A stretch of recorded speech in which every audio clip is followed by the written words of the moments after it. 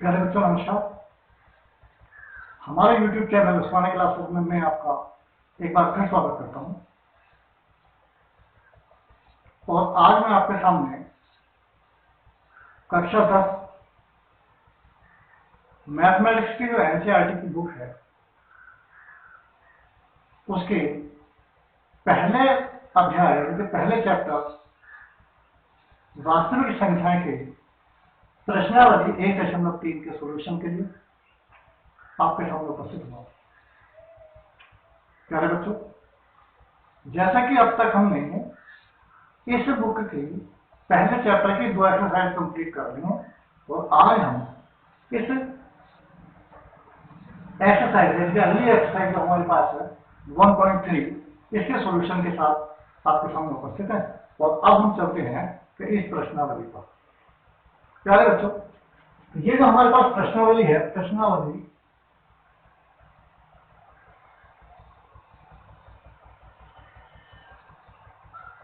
प्रश्नावली 1.3।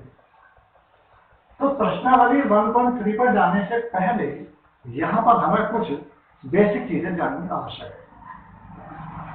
क्या?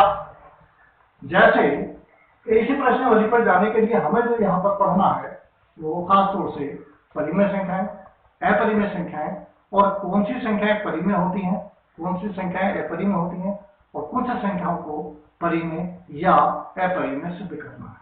तो ये हमें सीखना। तो सबसे पहले हम देखेंगे यहाँ पर कि हमारे पास परिमेय संख्याएं कौन सी होती हैं और अपरिमेय संख्याएं कौन सी होती हैं। तो देखिए, पहले हम आपको बताते हैं कि परिमेय संख्याएं कौन सी होती हैं।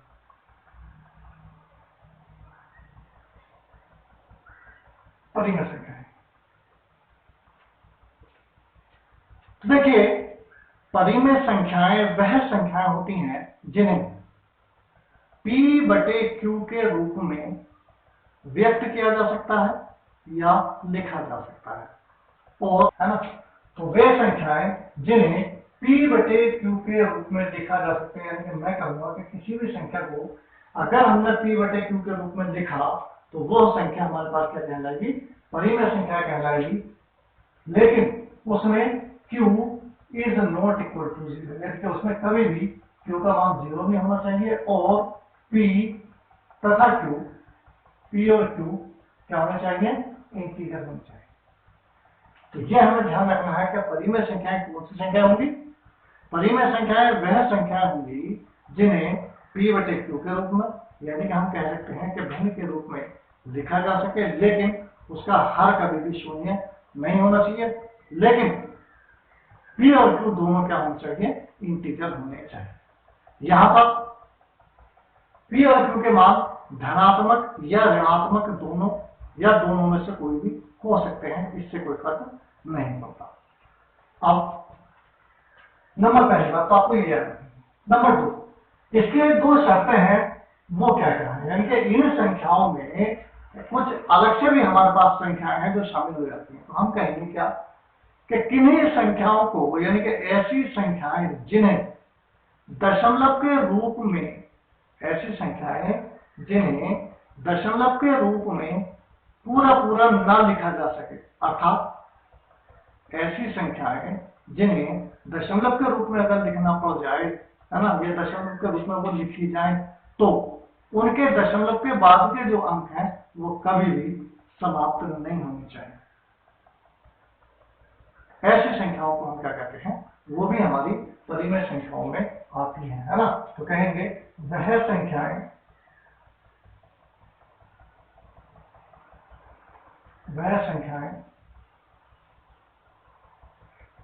जिनका दशमलव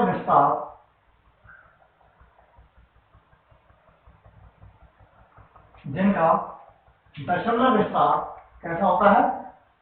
शांत होता है।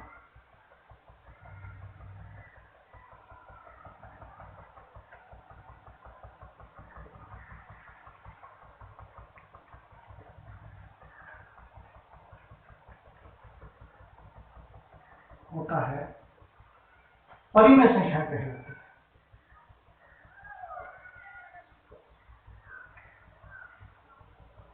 परिमेय संख्याएं कहलाती है। ये ध्यान रखेंगे। ये तो हमारे पास पहली शर्त थी। इसके साथ साथ हमारे पास वो संख्याएं भी होंगी जिनका क्या कि दशमलव में तो लिख सकते हैं, लेकिन उनके जो दशमलव के बाद के अंक वो कैसे होंगे, शांत होंगे, यानी कि वो कहीं ना कहीं जाकर के रुक जाएंगे और उसके बाद वो संख्या हमारी भाग होनी बंद हो जाएगी। नंबर 2, इसमें कुछ ऐसी संख्याएं भी हैं जिनका दशमलव शांत नहीं होता। तो वो कौन सी संख्याएं हैं कि जिनका दशमलव भी शांत ना हो और तभी वो परिमेय में आ जाती हैं। तो ऐसी संख्याएं लिखेंगे, वह संख्याएं जिनका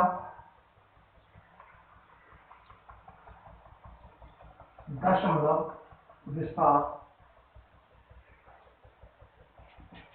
शांत नहीं होता।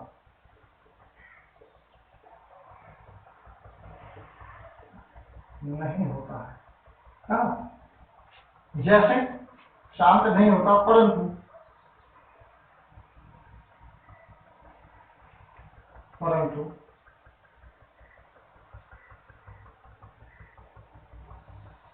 दशमलव के बाद के अंक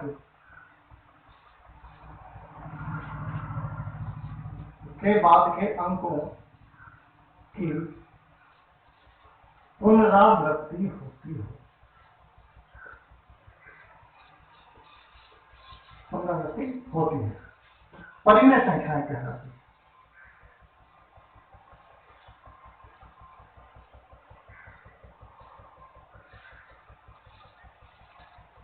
परिमेय संख्याएं कहलाती है मतलब कि ऐसी संख्याएं भी हमारे पास हो सकती हैं जिनका हम देखें दशमलव तो शांत नहीं हो रहा, चलते ही चला जा रहा है, लेकिन वो फिर भी परिमेय आ जाती हैं। तो ऐसा क्यों होता है? ऐसा इसलिए होता है कि उनके जो दशमलव के जो अंक हैं, दशमलव के बाद के जो अंक हैं, उनकी क्या होती है? पुनरावृत्ति होती है। इसलिए उनको भी हम किस कैटेगरी में गिनते हैं? परिमेय संख्याओं में ही गिना जाता है। तो ये थी हमारे पास परिमेय संख्याएं। और नंबर 2 है हमारे पास क्या? अपरिमेय संख्याएं। अपरिमेय संख्याएं। तो हम अपरिमेय संख्याओं में सीधा क्या कह सकते हैं कि इन ऊपर वाली शर्तों को छोड़कर बाकी जो भी संख्याएं हमारे पास बचती हैं वो सारी की सारी संख्याएं क्या होती हैं? अपरिमेय संख्याएं होती हैं। आप कह सकते हैं वह संख्याएं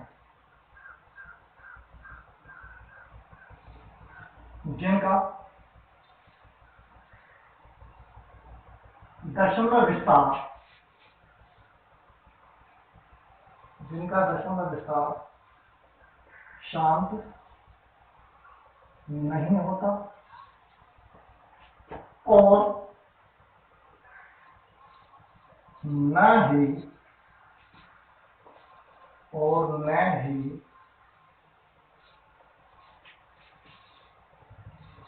दशमलव के बाद के अंकों का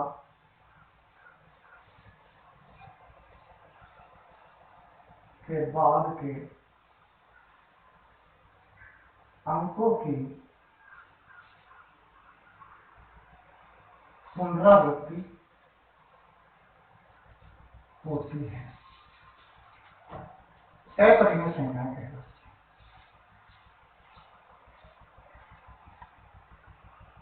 हैं। अपरिमेय संख्याएं कहलाती हैं।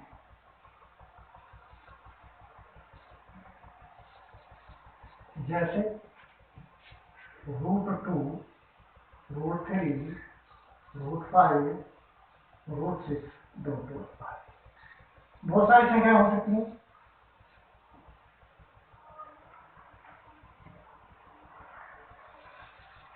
इसमें हमारे पास कौन कौन सी हो सकती है? इसमें जैसे हम कह सकते हैं, जैसे 6.25 हमने कहा, 1.234 इस तरह से कोई भी संख्या हो सकती है। तो मतलब दशमलव के बाद क्या समझिए? शांत होगी। तो इसमें क्या आ सकती है? इसमें आ सकता है हमारे पास 3.333 इस तरह की संख्या, यानी कि जिसमें हम देख रहे हैं कि दशमलव तो शांत नहीं है, लेकिन 3 बार हमारे पास क्या हो रहा है? रिपीट हो रहा है। तो ऐसी संख्याएं, इस तरह की संख्याओं को हम क्या कहते हैं? परिमेय संख्या कहते हैं। और इस तरह की संख्याओं को हम क्या कहते हैं? अपरिमेय संख्या कहते हैं। तो ये था हमारे पास परिमेय और अपरिमेय संख्या। अब चलो इसको नोट डाउन कर लीजिए और आगे चलते हैं।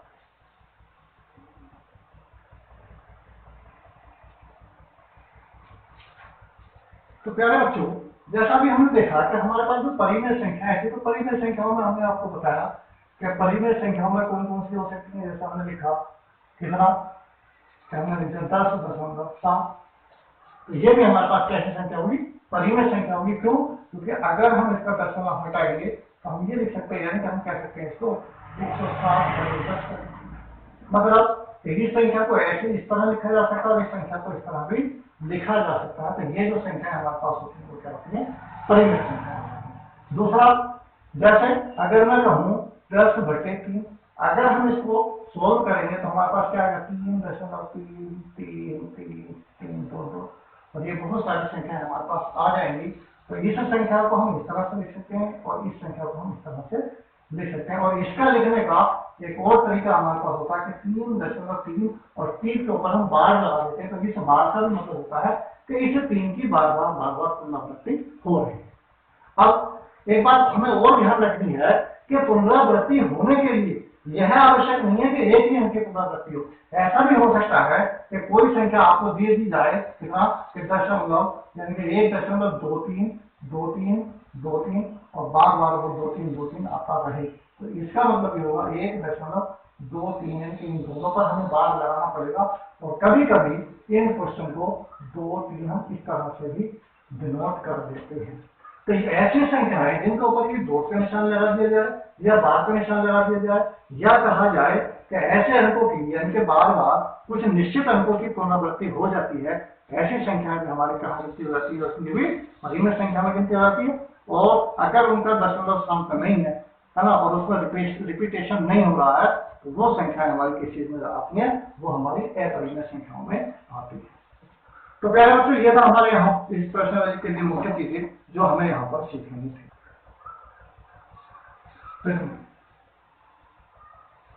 परिमेय है हमारे पास क्या, कि माना P एक अभाज्य संख्या है, माना P एक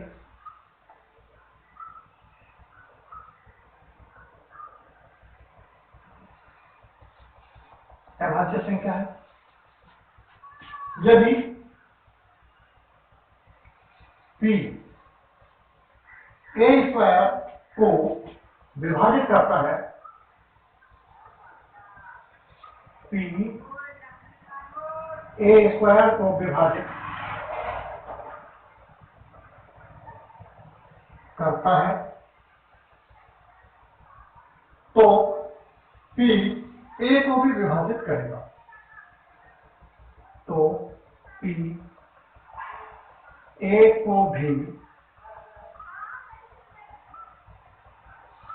विभाजित करेगा। तो P है वो किसको विभाजित करेगा, a को भी विभाजित करेगा। जहां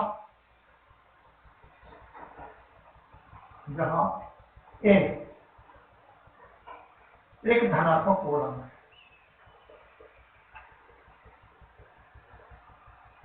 जहां a एक धनात्मक पूर्णांक है,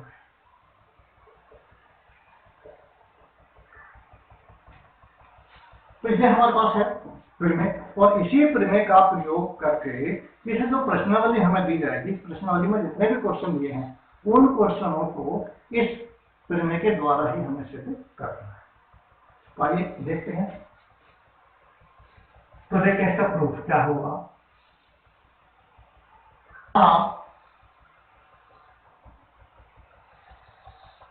a कोई धनात्मक पूर्णांक है,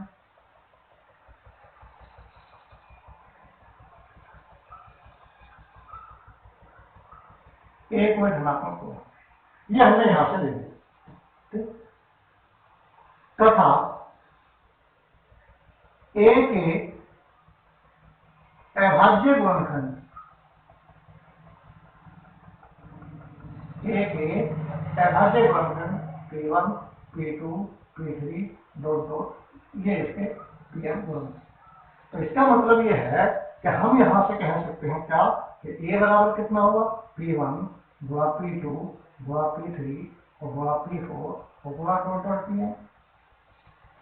क्वेश्चन में हमसे कहा है कि यदि P a² को विभाजित करता, तो अगर हम यहां से लेंगे क्या, कि अगर हम इसका वर्ग कर दें तो वर्ग करने पर क्या आएगा, तो ये आएगा हमारे पास ए स्क्वायर बराबर कितना आएगा, कि P1 square, P2 square, P3 square और P4 स्क्वायर और डॉट डॉट और Pn ये आ जाएगा। अब इन्होंने कहा है क्या कि P जो है वो किसको भाग करता है, ए स्क्वायर को। मतलब ये है कि अगर P ए स्क्वायर को भाग करता है तो देखेंगे क्या, अब हम कहेंगे क्या कि यदि P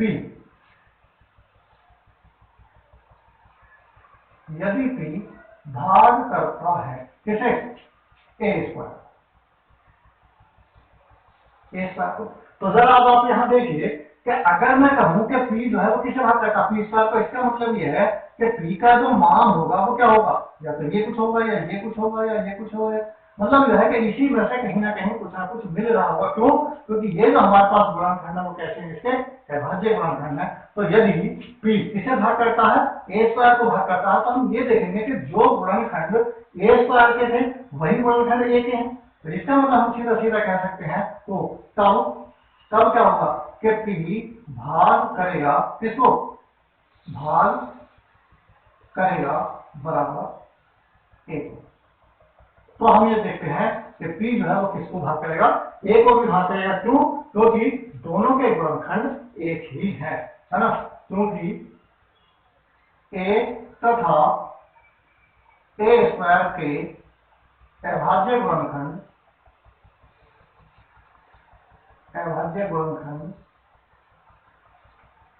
एक ही है।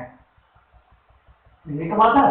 तो हमें यही सिद्ध करना था क्या कि अगर ए किसी पी स्क्वायर संख्या को इंटीजर को भाग करता है तो वो ए को भी पूरा पूरा भाग करेगा। तो यहां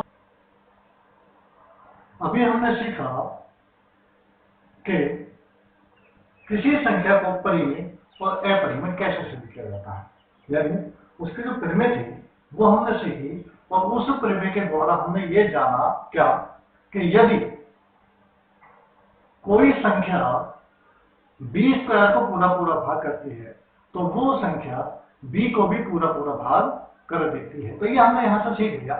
अब हम एक आर्टिकल है हमारे पास, परिमेय नंबर है हमारे पास 1.4। तो यहां हम देखते हैं कि परिमेय नंबर 1.4 क्या है, और इसमें हम देखेंगे क्या, इसमें कहा है कि √2 एक अपरिमेय संख्या है।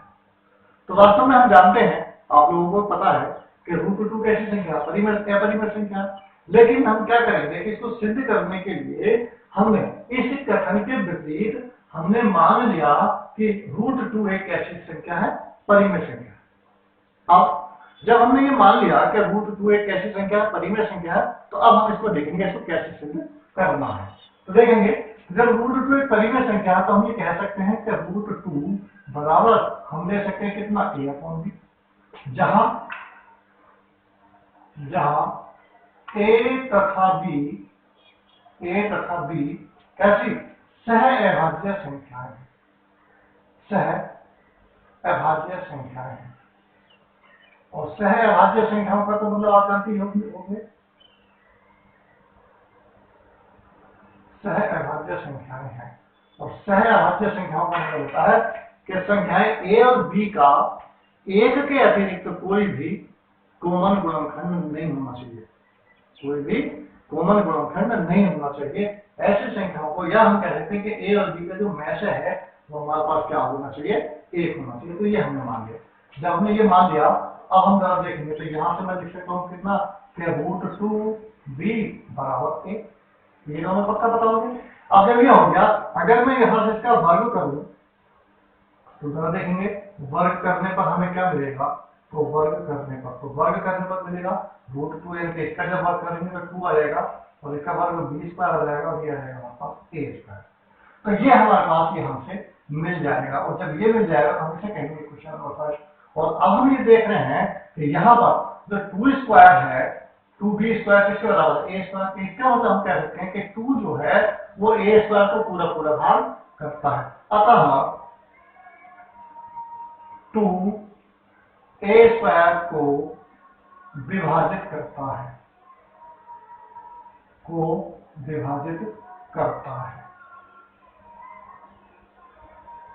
लेकिन हमारी जो परिमेय हमने पढ़ी थी, परिमेय कौन सी 1.3, तो परिमेय जो 1.3 के अनुसार क्या कहेंगे के अनुसार,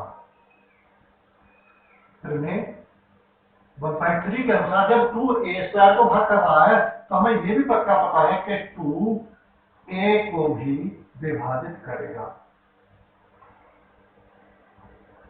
2a को भी क्या करेगा, विभाजित करेगा। तो ये बात पक्का होगा।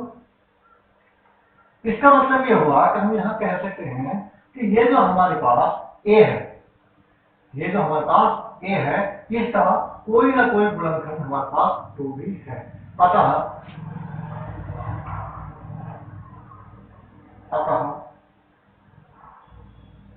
a का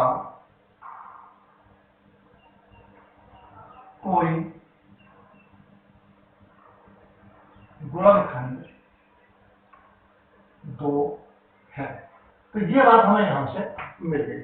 अब जब हमें ये पता लग गया कि हाँ ये सब a का जो कोई गुणनखंड है वो 2 भी है, तो हम यहाँ मान लेंगे क्या, अब हम मानेंगे माना कितना कि a बराबर 2c। अब जब इसका गुणनखंड है तो हम ये मान लेंगे a बराबर 2c है, और जहां c क्या है, जहां c एक पूर्णांक है, तो हमने ये मान लिया कि c जो है वो क्या है, पूर्णांक है। तो समीकरण 1 से देखेंगे, तो समीकरण 1 से, और 1 से हम क्या देखेंगे, तो ये हो जाएगा हमारे पास 2b² बराबर हो जाएगा 2c का होल स्क्वायर, यानी कि हम कहेंगे 4c²। यानी कि अगर हम इसको काटेंगे तो आ जाएगा b² बराबर आ जाएगा 2c²। यानी कि इससे जब हम इसको काटेंगे तो आ जाएगा। तो जब ये आ जाएगा तो अब हम क्या कह सकते हैं, अब हम कह सकते हैं इसी के अनुसार जैसे हमने यहाँ कहा था क्या कि 2 जो है किसको भाग करता है, b² को। तो चूंकि 2 b² को विभाजित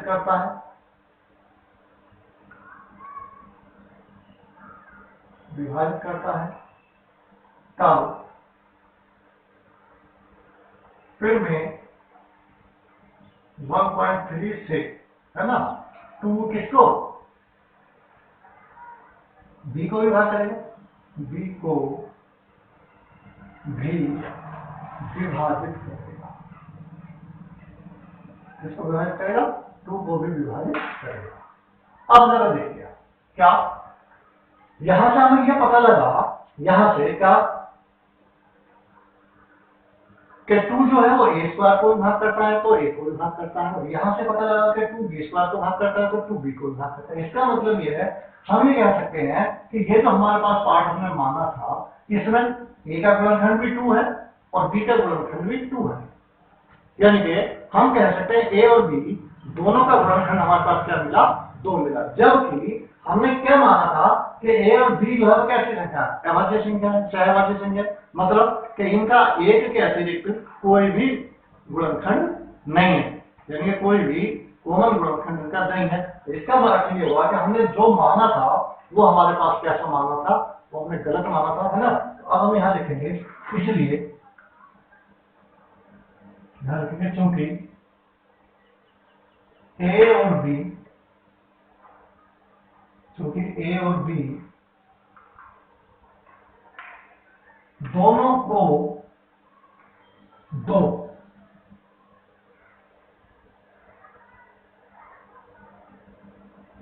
विभाजित करता है,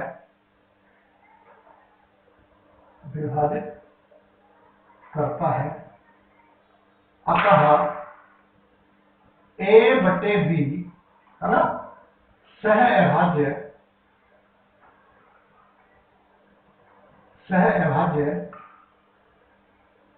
संख्या नहीं है। और जब सहअभाज्य संख्या नहीं है, और हमने a और b को क्या माना था, परिमेय माना था, इसलिए हमारी मानी हुई संकल्पना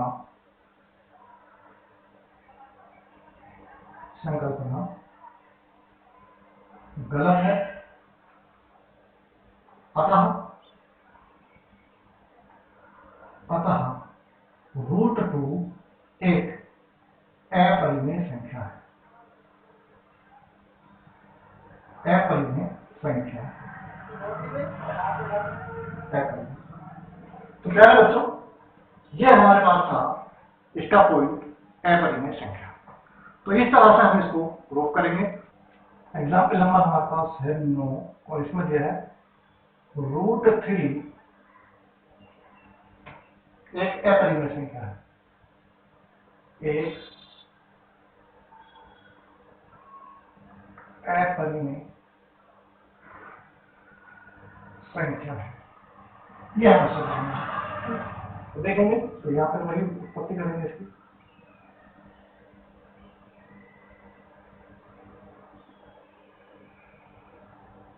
तो लिखेंगे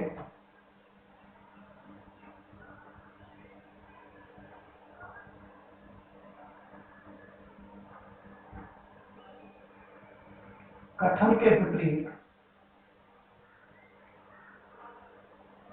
माना √3 एक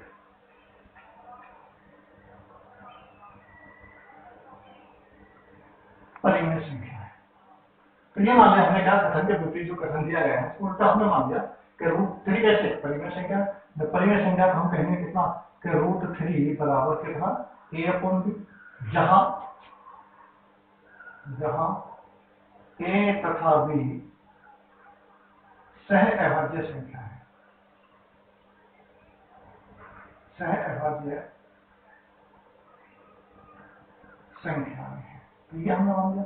ये मान लिया तो इसको इधर लाएंगे तो कितना आएगा, √3 b बराबर हो जाएगा a, और दोनों पक्षों का वर्ग करेंगे। फिर उसी कंडीशन में करना है जैसे पहले क्या था, वर्ग करने पर हो जाएगा 3b² बराबर a²। इक्वेशन नंबर फर्स्ट कहेंगे। और अब हम यहाँ देखेंगे कि 3b² बराबर किसके, a² के। तो हम कह सकते हैं 3 किसको भाग करता है, a² को। यहाँ पर लिखेंगे क्योंकि 3 a² को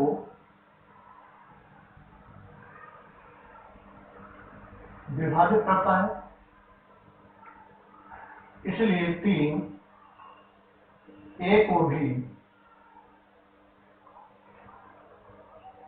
विभाजित करेगा। तो ये बात होगी। अब जब ये इसको विभाजित करेगा तो हम क्या कह सकते हैं, अब हम कह सकते हैं क्या, फिर से हम कहेंगे कि माना कितना, कि a बराबर हमने मान लिया 3c, जहां c क्या है, पूर्णांक है। पिछले सवाल की तरह बिल्कुल, कि जब c इसको भाग कर रहा तो हम उसको 3c मान सकते हैं, और जब इसको मानेंगे तो यहाँ रखेंगे a का मान समीकरण 1 में रखेंगे, तो समीकरण 1 से, जब समीकरण 1 से हम देखेंगे तो आएगा हमारे पास कितना, 3b² बराबर हो जाएगा 3c का होल स्क्वायर, यानी कि हो जाएगा 3b² बराबर हो जाएगा 9c², और 3 से 3 कट जाएगा, 3 से 9, तो b² बराबर हो जाएगा 3c²। अब फिर इसी की तरह से जैसे हमने यहाँ ऊपर देखा, तो हम कहेंगे क्या, कि 3 b को विभाजित करता है,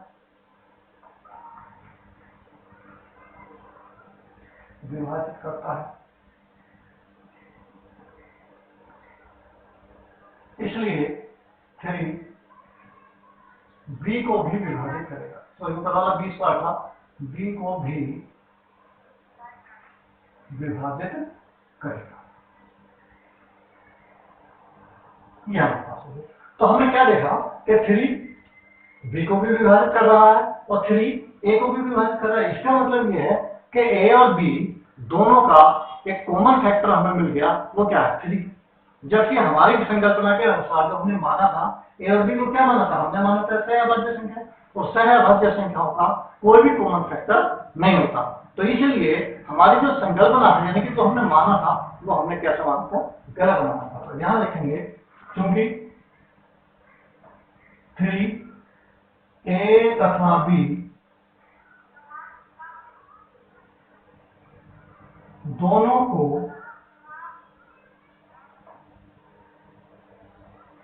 विभाजित करता है,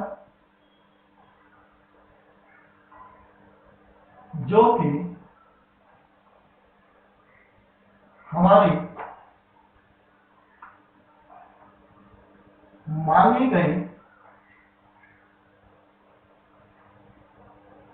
संकल्पना के विपरीत है। हमारी मानी गई संकल्पना के विपरीत है। इसलिए हम कह सकते हैं क्या कि √3 एक अपरिमेय संख्या है।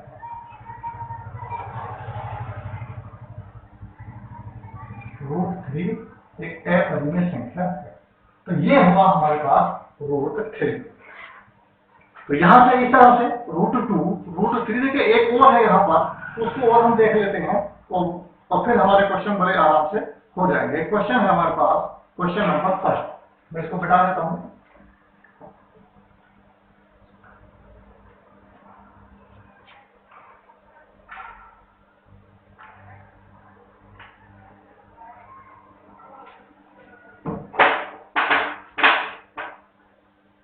और क्वेश्चन नंबर 1 में ध्यान दिया है क्या कि √5 एक अपरिमेय संख्या है, ये हमें सिद्ध करना है। तो फिर वही उसी तरह से लिखेंगे क्या,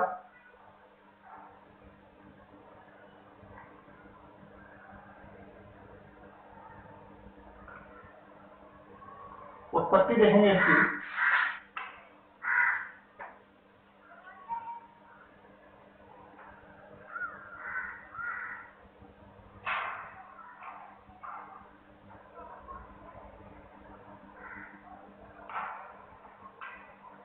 कथन के विपरीत माना √5 एक परिमेय संख्या है।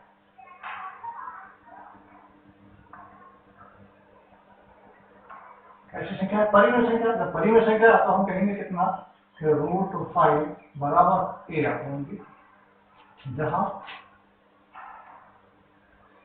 a तथा b सह अभाज्य संख्या है।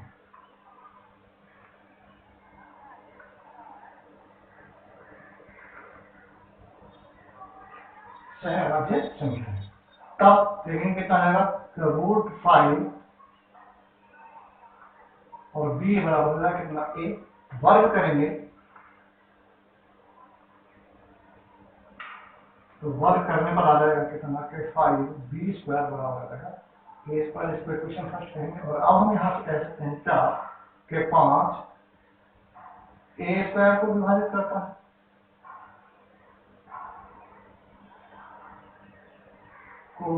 करता है, इसलिए 5 a को भी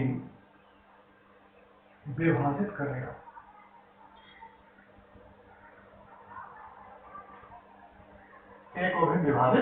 तो ये बात हमें पता होगी। अब जब ये इसको विभाजित करेगा तो हम क्या कह सकते हैं, हम कह सकते हैं क्या, लिखेंगे माना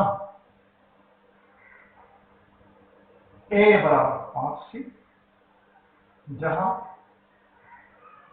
c एक पूर्णांक,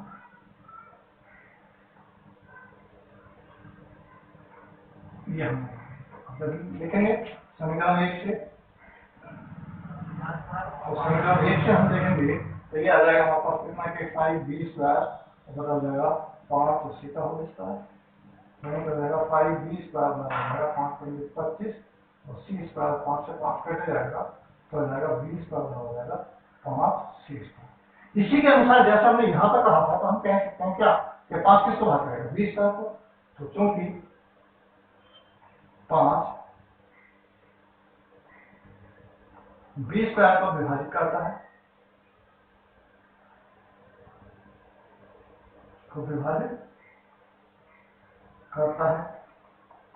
इसलिए 5 b को भी विभाजित करेगा।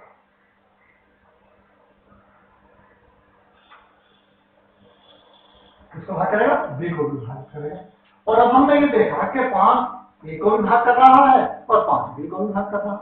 इसका मतलब ये है कि 5 जो है वो हमारा a और b का कॉमन फैक्टर है। और जबकि हमने माना क्या था, हमने माना था कि a और b जो कैसी संख्या है, सहभाज्य संख्या, और सहभाज्य संख्याओं का जो गुणनखंड होता है कॉमन वो 1 होता है। तो इसका मतलब जो चीज हमने मानी है वो हमारे अनुसार कैसी है, गलत है। तो हम कहेंगे क्योंकि 5 a तथा b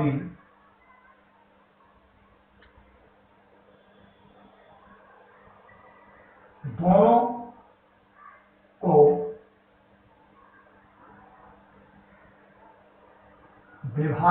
जाता है। अतः a/b सह अभाज्य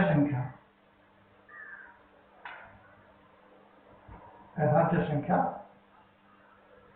नहीं हो सकती।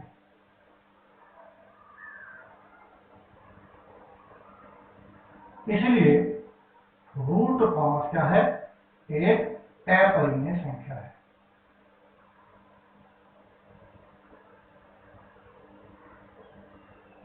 एक अपरिमेय संख्या है। तो ये हमारे पास था √2, √3, √5, इन तीनों अपरिमेय संख्याओं को हमने सिद्ध करके देखा कि आखिर इसको सिद्ध कैसे किया जाता है। अब देखते हैं, यहां पर ये हमने सीख लिया, और इसे प्रश्नावली पर चलने से पहले, क्योंकि इसका एक क्वेश्चन मैं आपको ये वाला करा चुका हूं, अब हमारे पास यहाँ जो क्वेश्चन बचे हैं वो केवल 2 क्वेश्चन वो बचे हैं, क्वेश्चन नंबर 2 और क्वेश्चन नंबर 3। हम उनके बारे में देखते हैं और तब तक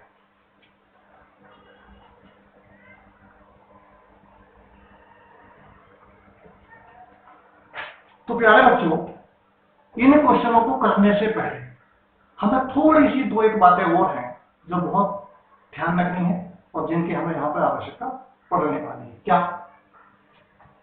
सबसे पहले हम देखेंगे नंबर 1 जो बात है वो हमारे पास क्या है कि कोई 2 संख्याएं अगर हम कहें कि एक संख्या परिमेय हो और दूसरी संख्या भी परिमेय हो,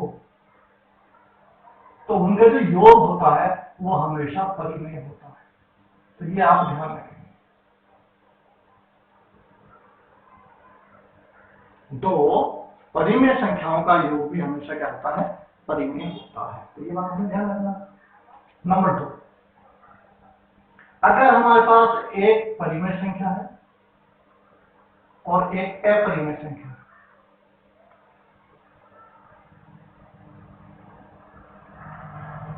एक अपरिमेय संख्या है, अपरिमेय ले लो, तो उसका जो योग होता है, बल्कि योग ले लो चाहे अंतर ले लो, दोनों एक ही बात है। तो चाहे योग हो और चाहे अंतर हो, वो क्या होता है? आपका अपरिमेय होता है, अपरिमेय संख्या। इसी तरह से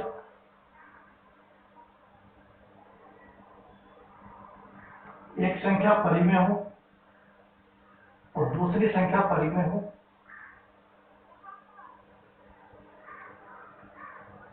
तो उनकी जो गुणा होती है वो हमेशा क्या होती है? वो भी परिमेय होती है। इसी तरह से अगर हम परिमेय संख्या को परिमेय संख्या से भाग करें तो वो भी हमारे पास क्या होती है? परिमेय संख्या होती है। और अगर हम अपरिमेय संख्या को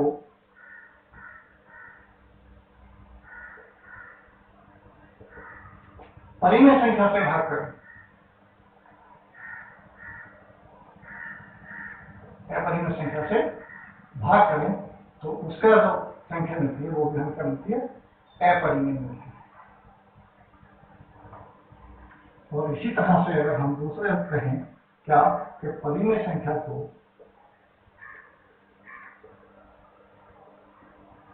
हम भाग करें किससे? अपरिमेय संख्या से, तब भी बहुलक संख्या कैसे मिलती है? अपरिमेय संख्या मिलती है। तो ये बातें हमें ध्यान रखनी है, जिनका आने वाले क्वेश्चंस में हमें प्रयोग करना। तो ये बात हमें ध्यान रखनी है क्या कि कोई 2 परिमेय संख्याएं अगर जोड़ी जाती हैं या घटाई जाती हैं तो उनका योग या अंतर हमेशा परिमेय होता है। अगर एक परिमेय संख्या है और एक अपरिमेय संख्या है, उन्हें जोड़ा जाए या घटाया जाए तो उसका जो आंसर मिलेगा वो हमें अपरिमेय संख्या मिलेगा। अगर 2 परिमेय संख्याओं को गुणा किया जाए तो परिमेय संख्या मिलेगी, और अगर 2 एक परिमेय और एक अपरिमेय संख्याओं को अगर भाग किया जाए तो उसमें हमें क्या मिलता है? अपरिमेय संख्या हमें मिलती है। तो ये हमें ध्यान रखना है, और अब इसके अनुसार हम आगे बढ़ते हैं।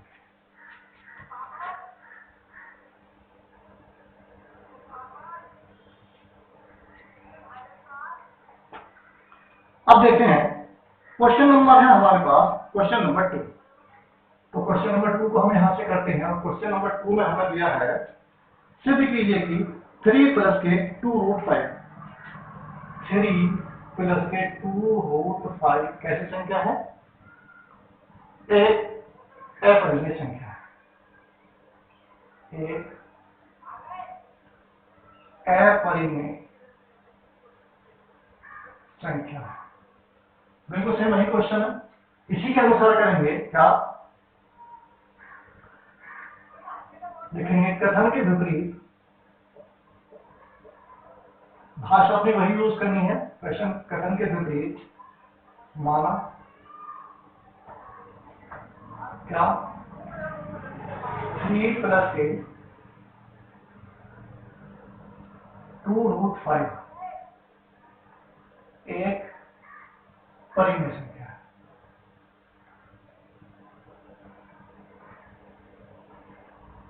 एक क्या है?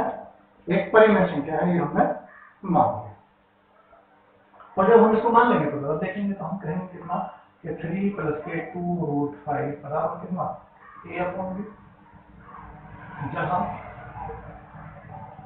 ए और बी क्या है? सह अभाज्य संख्या है। सह अभाज्य संख्या। तो जरा देखेंगे यहां से अगर हम इसको इधर लाएं तो क्या हो जाएगा? 2 रूट 5 बराबर कितना हो जाएगा? ए अपॉन बी प्लस के कितना हो जाएगा? सॉरी माइनस के 3, यानी कि 3 हो जाएगा, किस चीज का हो जाएगा? माइनस हो जाएगा। और जब ये माइनस के हो जाएगा और अगर 2 को अगर हम उधर लेके जाएंगे तो कितना हो जाएगा? रूट 5 बराबर हो जाएगा ए अपॉन 2b और माइनस के 3 अपॉन 2। ये तो हो जाएगा। जरा देखेंगे। अब हमें यहाँ से देखना है कि जो मैंने बातें अभी 4-5 बातें आपको दिखाई हैं उनका हमें यहाँ पर यूज करना है। क्या हम देख रहे हैं कि ए अपॉन 2b, यानी कि ए कैसी संख्या है? एक पूर्णांक है, बी कैसी संख्या है? ये सॉरी एक पूर्णांक है, बी भी एक पूर्णांक है। ए अपॉन बी कैसी संख्या है? ए अपॉन बी को क्या माना? परिमेय संख्या माना। और ये भी कैसी संख्या मानी हमने? ये भी परिमेय संख्या मानी। और अभी हमने बताया था कि दो अपरिमेय संख्याओं को घटाने पर, दो परिमेय संख्याओं को घटाने पर हमें कैसी संख्या मिलती है? परिमेय संख्या मिलती है। लेकिन ये बराबर किसके है? ये बराबर रूट 5 के। और रूट 5 अभी हमने क्या सिद्ध किया? रूट 5 को अभी हमने सिद्ध किया कि रूट 5 जो है वो कैसी संख्या है? परिमेय संख्या। इसका मतलब ये है कि ये जो बात है ये इसके उल्टी है। देखिए फिर से सोचिए आप, क्या कि हमने कहा कि a अपॉन 2b कैसी संख्या? परिमेय। 3/2 कैसी संख्या? परिमेय। और दो संख्याओं का यानी कि दो परिमेय संख्याओं का अंतर भी परिमेय होगा, तो ये संख्या कैसी हुई? परिमेय। और ये वाली संख्या कैसी? रूट 5 अभी हमने प्रूव किया कि यह परिमेय संख्या। तो इसका मतलब इन दोनों में क्या है? बराबर है। इसलिए जो चीज हमने मानी वो हमारी कैसी है? गलत है। तो हम कहेंगे चूंकि a अपॉन 2b तथा 3 अपॉन b परिमेय संख्याएं, परिमेय संख्या है, तब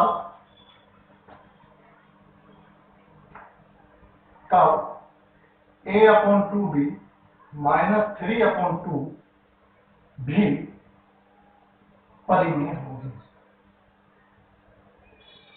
ये बात हो। परंतु रूट 5 एक अपरिमेय संख्या है। रूट 5 कैसी है? एक अपरिमेय संख्या है। यह भी हमने सिद्ध किया है। तो इनमें क्या हुआ? दोनों बराबर हुआ। क्योंकि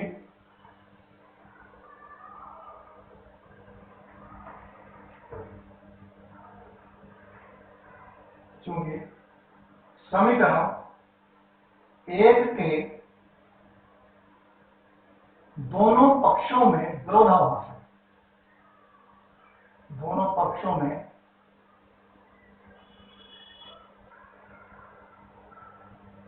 विरोधाभास है, इसलिए 3 प्लस के 2 रूट 5 एक अपरिमेय संख्या है।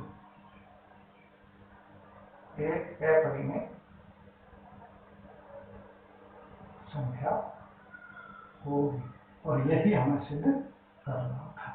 तो ये था हमारे पास क्वेश्चन नंबर अब हम चलते हैं क्वेश्चन नंबर 3। तो क्वेश्चन नंबर 3 देखते हैं क्या है।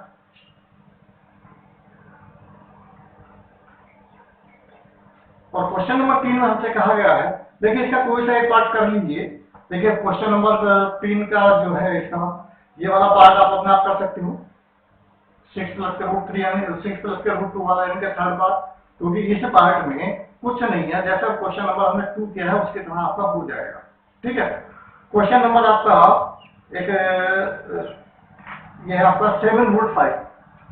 तो 7 रूट 5, चलिए इसको 7 रूट 5, चलिए 7 रूट 5 को मैं करा देता हूं, या पार्ट 1 को मैं करा देता हूं, 7 रूट 5 को आप कर लेना, आपके लिए छोड़ता हूं और कोई दिक्कत नहीं आएगी। तो क्वेश्चन नंबर तीसरा है, तीसरे क्वेश्चन में मैं क्या कर रहा हूँ उसका फर्स्ट पार्ट और बाकी के 2 पार्ट आपको स्वयं करने हैं।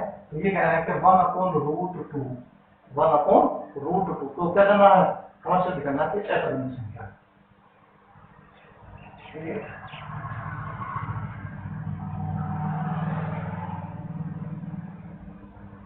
अपरिमेय संख्या है। फिर से वही प्रथम के विपरीत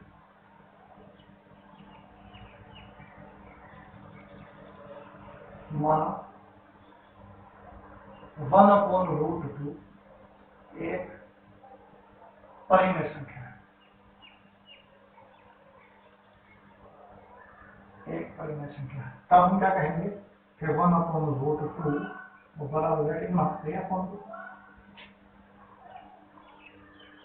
जहां ए तथा बी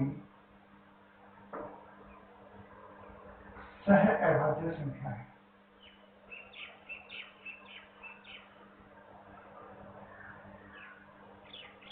सह अभाज्य संख्या है। तो देखेंगे तो यहाँ त्रिसी गुणा करेंगे तो कितना आ जाएगा, बी बराबर हो जाएगा √2a, और जब ये आ जाएगा तो इसका फिर वर्ग करेंगे, तो वर्ग करने पर कितना आ जाएगा, वर्ग करने पर आ जाएगा हमारे पास कितना, बी स्क्वायर बराबर हो जाएगा 2। अब यहाँ से जब ये हमारे पास आ गया तो हम क्या कहेंगे कि आपके 2 किसको भाग करेगा, बी स्क्वायर को। तो हम कहेंगे कि 2, क्योंकि 2 बी स्क्वायर को विभाजित करता है,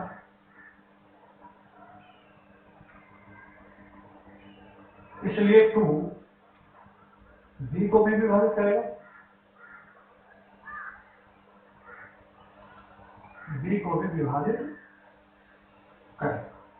अब जब बी को विभाजित करेगा तो हमने मान लिया क्या कि बी बराबर होंगे 2c, और जब बी बराबर 2c मान लो तो यहाँ पर डालेंगे तो कितना हो जाएगा, इसको इक्वेशन नंबर फर्स्ट कहेंगे और यहाँ लिखेंगे समीकरण 1 से, और जब हम 1 से कहेंगे तो आ जाएगा कितना, फिर 2c का स्क्वायर और बराबर 2a स्क्वायर, ये हो जाएगा कितना कि 4c स्क्वायर बराबर 2a स्क्वायर, और ये कट जाएगा 2 से, तो 2c स्क्वायर बराबर है a स्क्वायर। यहाँ से हम कह सकते हैं 2 किसे विभाजित करेंगे, बात तो चूंकि 2a स्क्वायर को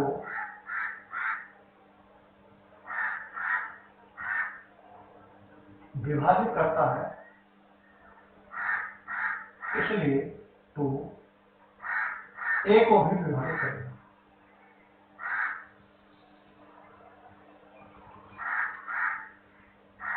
a को भी विभाजित करेगा।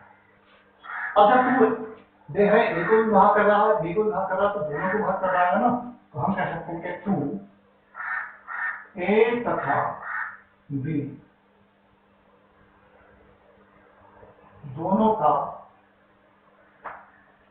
दोनों को विभाजित करता है, अतः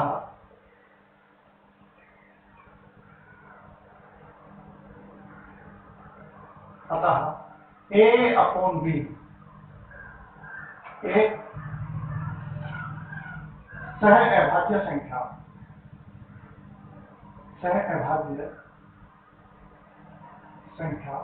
नहीं हो सकती,